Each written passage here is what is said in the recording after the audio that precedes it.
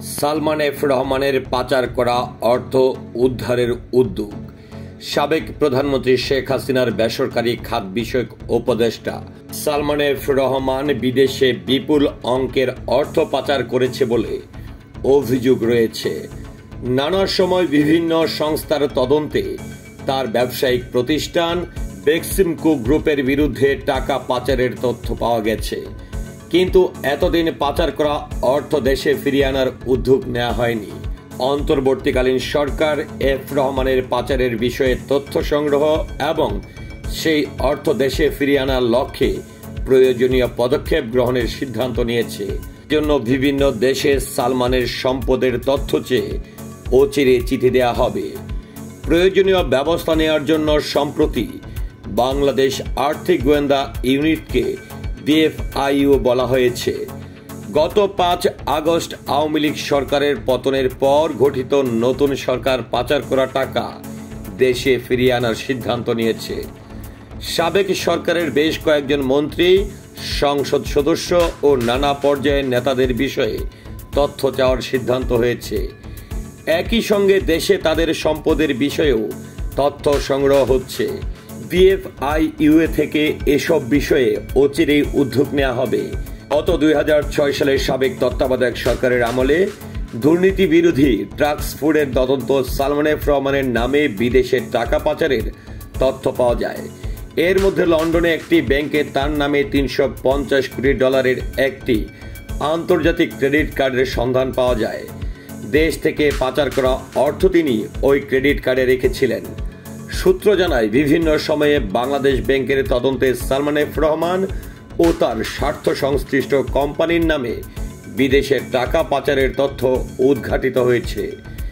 এসব প্রতিবেদন এখন বের করে পাচার তথ্য সমন্বয় করা হচ্ছে। তিনি কোন দেশে কত টাকা পাচার করেছেন, তা কি কাজে ব্যবহার হয়েছে, সেসব তথ্য অনুসন্ধান করা হবে। সূত্র জানায়, সালমান এফ রহমান দেশ থেকে বিভিন্ন সম্পদ পাচার করেছেন।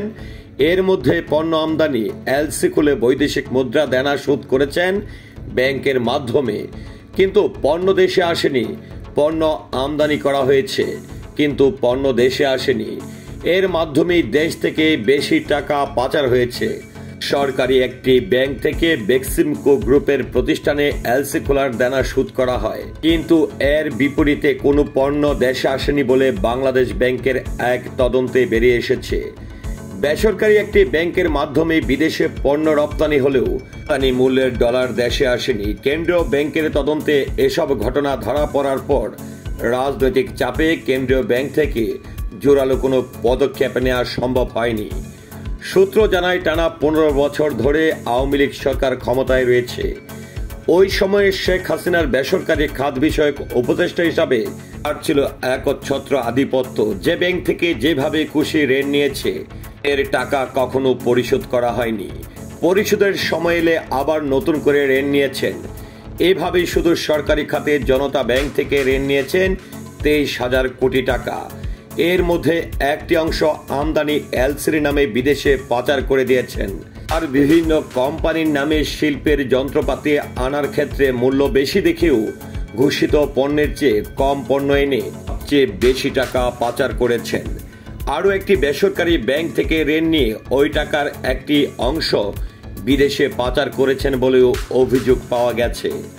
সূত্র জানায়, পাচার টাকার একটি বড় অংশ রয়েছেন বেলারুশ সহ কয়েকটি দেশে।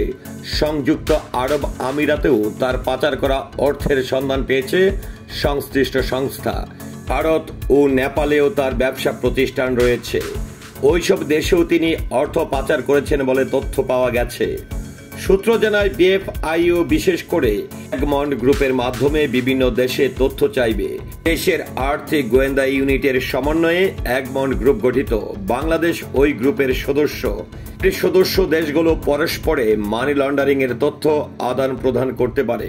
বাংলাদেশ এগমন্ড গ্রুপের কাছে সংশ্লিষ্ট ব্যক্তি ও প্রতিষ্ঠানের নাম উল্লেখ করে চিঠি দেবে। এগমন্ড গ্রুপ ওই চিঠি তার সদস্য দেশগুলোতে পাঠাবে। ওইসব দেশ তথ্য আবার এগমন্ড গ্রুপকে জানাবে। পরে এগমন্ড গ্রুপ তা বাংলাদেশকে দেবে। এই প্রক্রিয়ায় সালমান এফ রহমানের পাচার করা সম্পদের তথ্য সংগ্রহ করা হবে। সূত্র জানায়, সালমান এফ রহমানের নামে দেশের ব্যাংক, আর্থিক প্রতিষ্ঠানগুলোতে থাকা সম্পদের বিষয়ে এখন বিএফআইইউ নিজস্ব গোয়েন্দা সংস্থা সূত্র ব্যবহার করে তথ্য সংগ্রহ করছে। প্রাথমিকভাবে ওইসব তথ্য পাওয়ার পর আনুষ্ঠানিকভাবে ব্যাংক ও আর্থিক প্রতিষ্ঠানগুলোর কাছে চিঠি দেওয়া হবে।